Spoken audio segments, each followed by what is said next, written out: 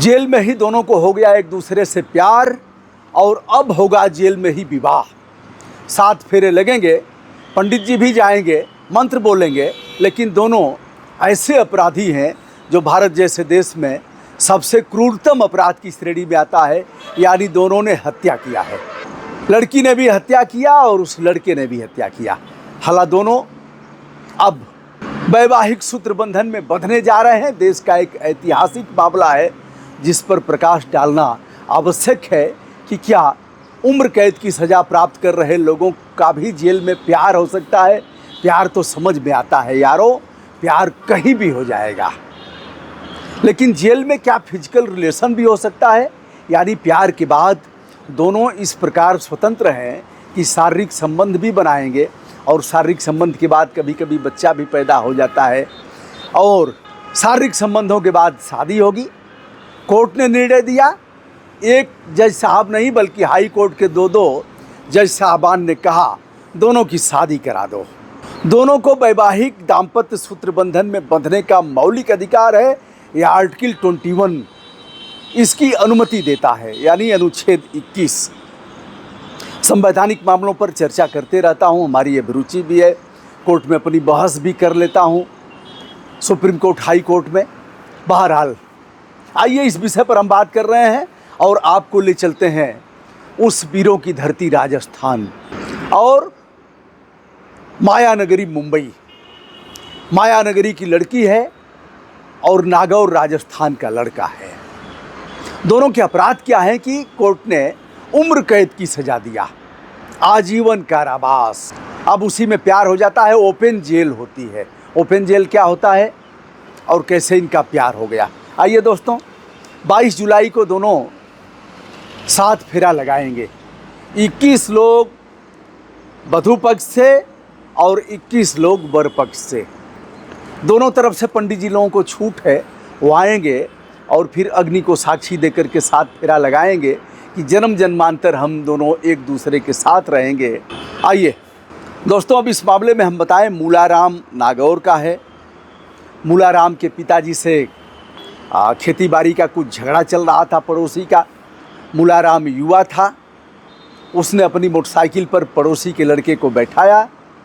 दोस्ती थी ही, दोस्ती के बाद दुश्मनी होती है, दुश्मनी के बाद दोस्ती हो जाती है। बैठाया और ले जा करके उसकी जीवन लीला समाप्त कर दिया। इस मामले में पुलिस ने अपराध दर्ज किया, अंत परीक्षण कराया और समस्त साक्ष्य जो कलेक्ट किए गए, आईओ ने आरोप पत्र दाखिल किया। निचली अदालत से लेकर के ऊपर तक उसे उम्र कैद की सज़ा सुनाई गई, क्योंकि बचने का कोई रास्ता था नहीं। सीधे सीधे सारी चीज़ें, सारे एविडेंस चिल्ला चिल्ला करके कह रहे थे कि मूलाराम ने हत्या किया है। अब चिरंजीवी हो गए मूलाराम और आयुष्मती हो गई सीमा। सीमा नाम है उनका। अब इन्होंने क्या किया है, इनका करतूत जानिए। सीमा मुंबई की रहने वाली है और सीमा की शादी परिवार ने तय कर दिया। सीमा का कहीं लव यू और था। सीमा ने मना किया कि हमारी शादी वहाँ नहीं होगी, लेकिन परिवार वालों ने कहा कि तुम्हारी मर्जी से यह सब कुछ नहीं होगा। लड़का ठीक ठाक है, परिवार तुम्हारा अच्छे ढंग से गुजर होगा, गरिमा के साथ तुम्हारा जीवन बीतेगा, हम तो वहीं शादी करेंगे। और हमने 9 महीने तक मांस के लोथड़े के रूप में तुम्हें पाला है। माँ ने कहा तुम्हें पैदा किया है, हमारा अधिकार है और तुम्हारे बाप का अधिकार है। सीमा ने कहा ठीक है, तब इसका खामियाजा भुगतने के लिए तैयार रहना। सीमा पर कोई और नशा चढ़ा हुआ था। सीमा ससुराल जाती है, पति को क्या पता कि इसके भीतर कुछ और उमड़ घुमड़ रहा है। 2 महीना बीतते बीतते रात को पतिदेव सो रहे थे, उसी समय सीमा ने जो कुकृत्य किया उसे मैं बताने की स्थिति में नहीं हूँ। सीमा ने कुल मिलाकर के अपने पतिदेव जो 2 महीने पहले ही 7 फेरा लगाए थे, उनकी जीवन लीला समाप्त कर दिया। इनका भी मुकदमा चला, इन्हें भी जेल में डाल दिया गया। सारा एविडेंस प्राप्त हुआ तो इन्हें भी उम्र कैद की सज़ा दे दी गई। अब मुंबई से यह आ जाती हैं मंडोर जेल।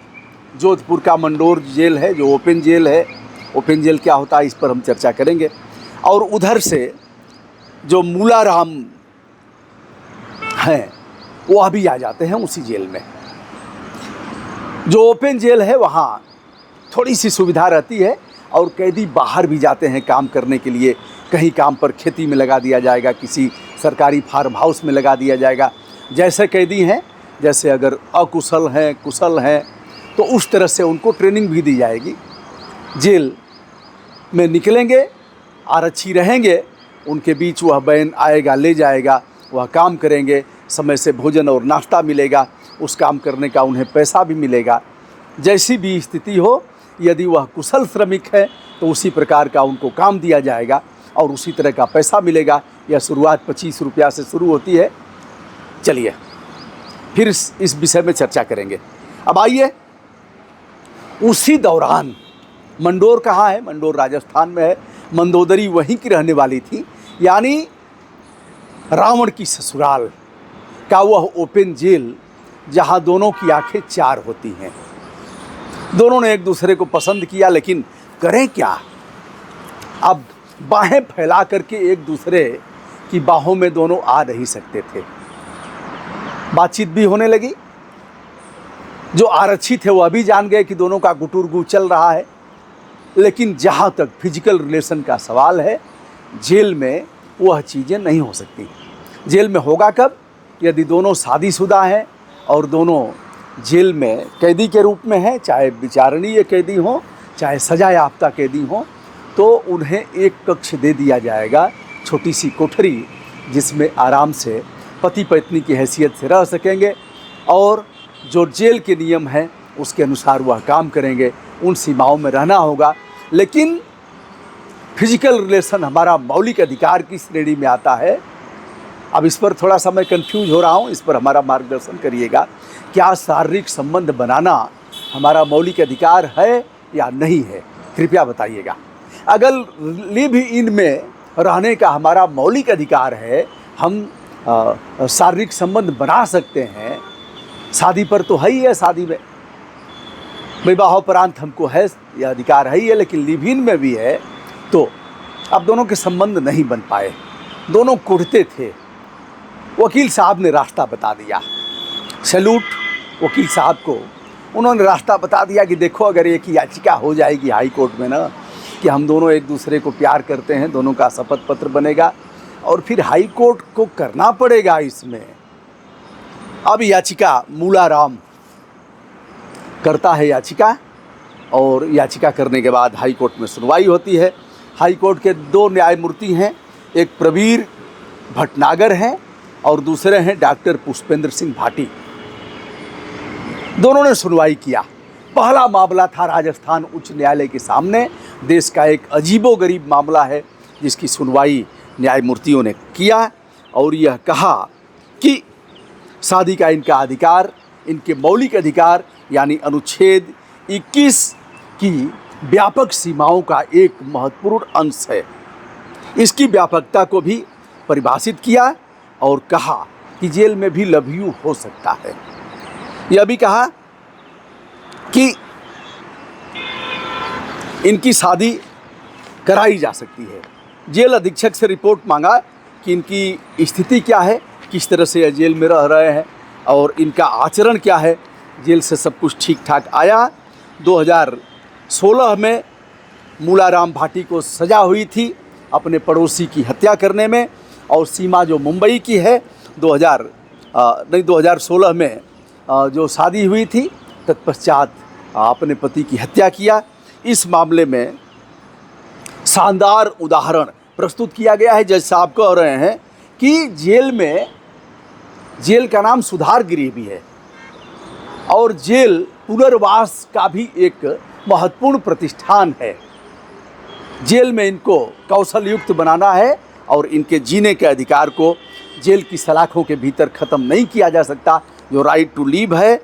और यह भी कहा कि केवल दंड देना हमारा काम नहीं है, सुधार का सूत्रपात करना भी हमारा काम है।